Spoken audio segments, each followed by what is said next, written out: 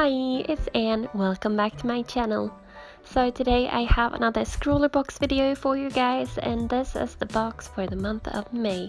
If you don't know what a Scrawlrbox is, it's subscription monthly art supplies, so obviously then once a month you get this box filled with goodies along with a challenge prompt and a print of a featured artist every month.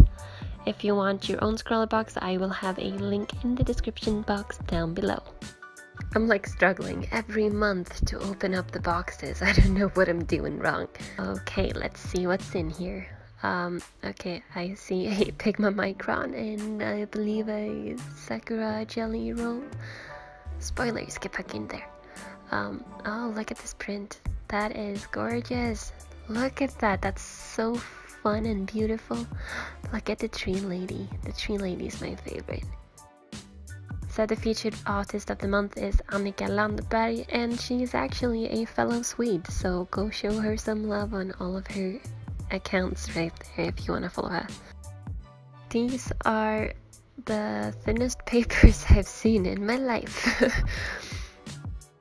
Okay, let's see what's in here. Oh my god. I'm just gonna rip it. Just fudge it. Come on. Oh my god. That, dear friends, is how you remove tissue paper with finesse. So as always, you have a candy, and first up we have the Jelly Roll Classic White 10, and this is the bold version. So this is pretty much just my my favorite ever white gel pen, and it's really handy dandy. Up next we have a Pigma Micron PN drawing pen, and the PN stands for plastic nib, so this is supposed to be more durable. I think the other ones are like felt tip if I'm not mistaken. So I guess this is gonna be more durable, and I always wear my nibs down, so maybe this is something for me. And what the heck is in this one? It's a plain white box. It's got no indication whatsoever on it what it might be. Oh, look at that, it's markers. Okay, it's markers. More specifically, it's the Spectra Ad markers, and basically a twin tip alcohol based marker. In one end you have a chisel tip, in the other you have a brush nib, and you got 4 different colors along with a colorless blender. So the ScrawlrChallenge for the month is Woodland Creatures, and along with, you know, the challenge prompt, you just have some information about the products that are supplied in the box. The last thing that's actually put here on this little sheet nowadays is what kind of paper they send, which is really nice. And the paper is actually bleed proof marker layout paper, and it's 75 GSM.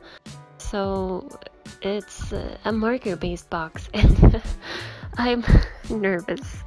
I'm not really used to working with markers, like, at all. So this is definitely gonna be a challenge, but let's get into it.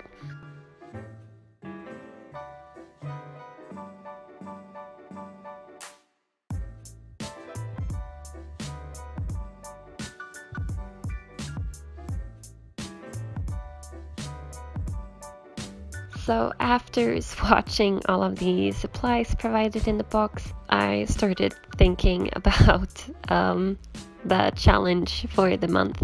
And what I wanted to do is that I want to do kind of like a forest, like a nymph or a fawn, or, you know, I just wanted to do this really all natural and therefore naked lady with like deer antlers. And I was playing around a little bit. I used some thumbnails just to figure out what colors I wanted to use, and I decided to go with the green background and then the light peachy color for her skin, and then the terracotta red for her hair.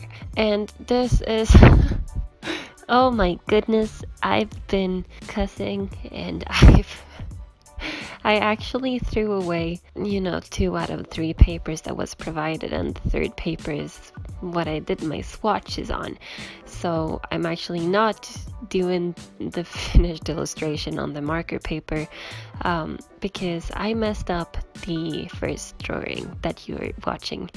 And I messed up the second drawing, and at this point I was terrified to mess it up again, and I ran out of paper, so I had to take something that wasn't provided in box. This was provided I think last month, so it's still Scrawlrbox materials. Yeah, no, holy crabapple, I've been struggling. I didn't want to draw everything from scratch again, so what I did was I just traced over my previous sketch. So I was I was afraid I was gonna offend someone with her bare chest, so to speak, because it's very taboo to show nipples, So what I did was that I actually decided to put these like vines just wrapping around her, and I think that really adds to the nature-esque feel as well. So I'm quite happy with that decision, although it makes her look a little bit too much like poison ivy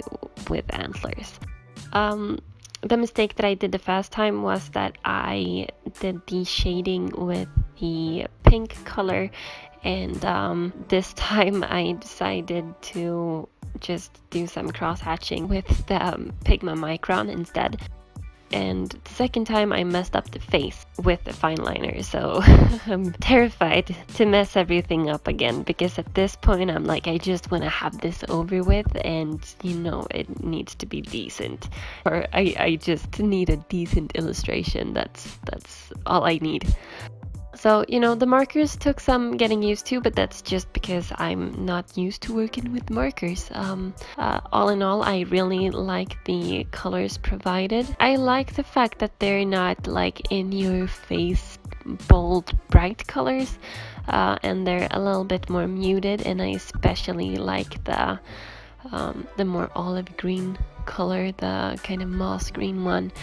So all in all, this was an experience, and it was a lot of ups and downs, but it was fun. And one of my things that I really need to work on is drawing people and drawing bodies and faces and human anatomy in general, with the proportions and everything. So I feel like all in all I did a pretty good job actually, and I'm quite happy with the end result, although I did decide to skip out on the background of it all because I did that twice already, and at this point, as I said, I just wanted to be done.